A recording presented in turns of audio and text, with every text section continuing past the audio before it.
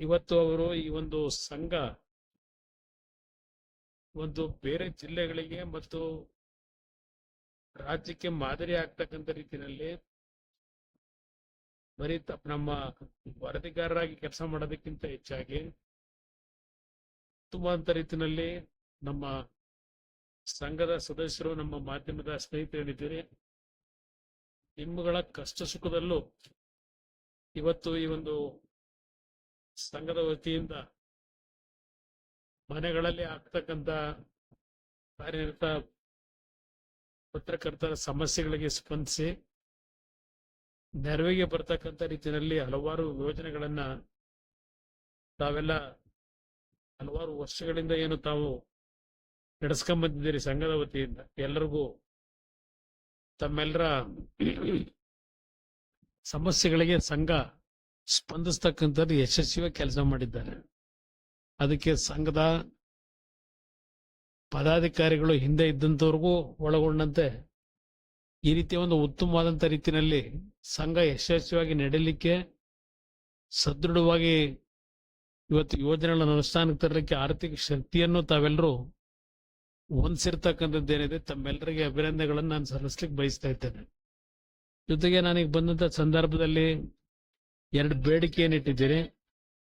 ಪುಟ್ಟರಾಜು ಅವರು, ನಾನು, ನಾವೆಲ್ಲ ಏನು ಬಂದಿದ್ದೇವೆ, ಡಾಕ್ಟರ್ ಅನ್ನದಾನಿ, ನಮ್ಮ ಜಿಲ್ಲಾ ಅಧ್ಯಕ್ಷರು ಎಲ್ಲ ಇದ್ದೇವೆ. ಇದ್ರ ಬಗ್ಗೆ ತಕ್ಷಣದಲ್ಲೇ ಯಾವ ರೀತಿ ವ್ಯವಸ್ಥೆ ಮಾಡಬೇಕು ನೋಡಿ ನಾನು 2 ಬೇಡಿಕೆ ಏನಿಟ್ಟಿದ್ದೀರಿ, 2 ಬೇಡಿಕೆಗಳನ್ನ ಈಡೇರಿಸ್ತಕ್ಕಂಥದ್ದಕ್ಕೆ ನಿಮ್ ಜೊತೆಯಲ್ಲಿದ್ದೇವೆ.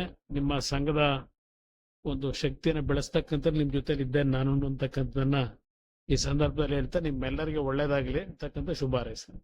ಸನ್ಮಾನ್ಯ ಅಂಬರೀಶ್ ಅವರು, ಸನ್ಮಾನ್ಯ ಚಲರಾಯಸ್ವಾಮಿ ಅವರು, ಸನ್ಮಾನ್ಯ CS ಪುಟ್ಟರಾಜು ಅವರು, ಈ ಮೂವರು ಕೊಟ್ಟಂತ ಅಭೂತಪೂರ್ವವಾದಂತ ಒಂದು ಸಹಕಾರದೊಂದಿಗೆ ಇವತ್ತು ಈ ಒಂದು ಕರ್ನಾಟಕದಲ್ಲೇ ಒಂದು ಮಾದರಿ ಸಂಘವಾಗಿ, ಕರ್ನಾಟಕದಲ್ಲಿ ಮೊಟ್ಟ ಮೊದಲ ಬಾರಿಗೆ ನಮ್ಮ ಕರ್ನಾಟಕ ಕಾರ್ಯನಿರತ ಪತ್ರಕರ್ತರ ಸಂಘದಲ್ಲೂ ಕೂಡ ಕ್ಷೇಮ ನಿಧಿ ಇರಲಿಲ್ಲ. ಅದನ್ನ ಮಂಡ್ಯದಲ್ಲಿ ಪ್ರಥಮವಾಗಿ ನಾವು ಈ ಮೂವರ ಸಹಕಾರದೊಂದಿಗೆ ಪ್ರಾರಂಭಿಸಿ ಇವತ್ತು ಇದುವರೆಗೆ ನೊಂದಂತ ಅಪಘಾತ, ಅನಾಹುತ, ಅನಾರೋಗ್ಯಕ್ಕೀಡಾದಂತ ಪತ್ರಕರ್ತರಿಗೆ ಇದುವರೆಗೆ 37 ಲಕ್ಷ ರೂಪಾಯಿ ಪರಿಹಾರವನ್ನ ನಾವಿಲ್ಲಿ ವಿತರಣೆ ಮಾಡಿದ್ದೇವೆ. ನಮ್ಮ ಎಲ್ಲ ಉಳಿದ ನನ್ನ ನಂತರ ಬಂದಂತ ಮಾಜಿ ಅಧ್ಯಕ್ಷರುಗಳು ಇತರ ಎಲ್ಲ ಸಹಕಾರದೊಂದಿಗೆ ಇವತ್ತು ಇನ್ನೂ ಕ್ಷೇಮ ನಿಧಿ ಒಂದು 25 ಲಕ್ಷ ರೂಪಾಯಿ ನಿಶ್ಚಿತ ಠೇವಣಿಯನ್ನು ಇಟ್ಟಿದ್ದೇವೆ.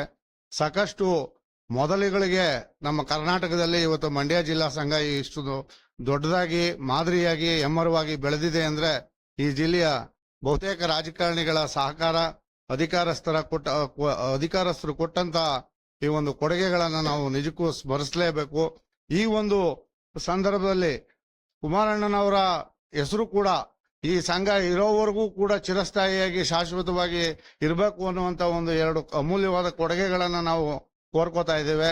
ಏನು ಅಂದ್ರೆ ಕ್ಷೇಮ ನಿಧಿಯನ್ನ ಕನಿಷ್ಠ ಅವರು CSR ಫಂಡ್ ಅಥವಾ ಇತರೆ ಯಾವುದೇ ಮೂಲದಿಂದ ನಮಗೊಂದು 10 ಲಕ್ಷ ರೂಪಾಯಿ ಕ್ಷೇಮ ನಿಧಿಗೆ ನಿಶ್ಚಿತ ಠೇವಣಿಯನ್ನ ಇಡಿಸ್ಕೊಡ್ಬೇಕು. ಮತ್ತೆ ಅವರ ಲೋಕಸಭಾ ಸದಸ್ಯರ ಕ್ಷೇತ್ರಾಭಿವೃದ್ಧಿ ನಿಧಿನಲ್ಲಿ ನಮ್ಮ ಏನು 2ನೇ ಅಂತಸ್ತಿನ ಕಟ್ಟಡ ಈಗ ಏನು ನಡೀತಾ ಇದೆ ಅದಕ್ಕೆ 20 ಲಕ್ಷ ರೂಪಾಯಿ ಅನುದಾನವನ್ನ ಒದಗಿಸಿಕೊಡ್ಬೇಕು ಅಂತ ಹೇಳಿ ತಮ್ಮೆಲ್ಲರ ಪರವಾಗಿ ಮನವಿಯನ್ನ ಸಲ್ಲಿಸಿ ನಾನೊಂದು 2 ಮಾತುಗಳನ್ನ ಮುಗಿಸ್ತಾ ಇದ್ದೇನೆ.